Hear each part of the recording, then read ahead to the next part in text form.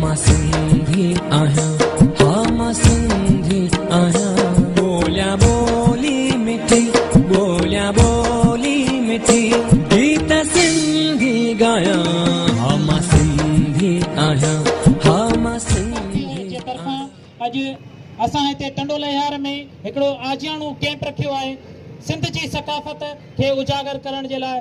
सिंध हमेशह महिमान नवाज़ रही आहे ऐं इन ई सकाफ़त खे बरक़रार रखण जे लाइ सिटीज़न जर्नलिज़म नेटवर्क अॼु हिते लतीफ़ गेट जे अॻियां हिन चौक ते कैंप लॻाई। सुबुह खां वठी केतिरनि ई सियासी ऐं समाजी तंज़ीमुनि, शागिर्दनि, नौजवान ऐं इतिहादी ग्रुपनि जो हिते अचणु थियो ऐं सिटीज़न जर्नलिज़म नेटवर्क जे दोस्तनि उन्हनि जी दिलि जी गहराइनि सां ऐं गुलनि जी वर्खा सां आजिया कई।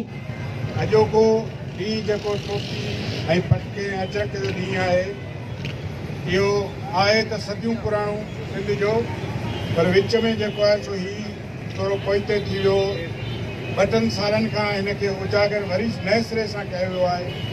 ख़ासि करे जेके माण्हू ॿाहिराड़ीअ मां शिफ्ट थी शहर ॾांहुं विया, उन्हनि इहो जेको आहे सो सिस्टम विसारे छॾियो, पर हाणे हिनखे वरी उजागर कयो वियो आहे ऐं ख़ासि ॾींहुं रखी हिन ते जेके टोपी ऐं अजरक पाए इहो साबित कयो वियो आहे त असांजी हीअ जेका रिवायत आहे उहा सदियूं पुराणी आहे ऐं रहंदी।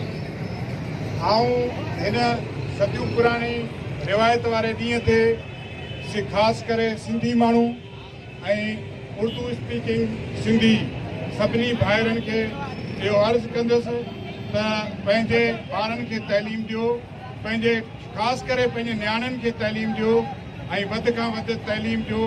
जंहिं क़ौम जे हथ में कलम हूंदो उहो इंशाअल्लाह फतेह उनजी क़ौम जी आहे।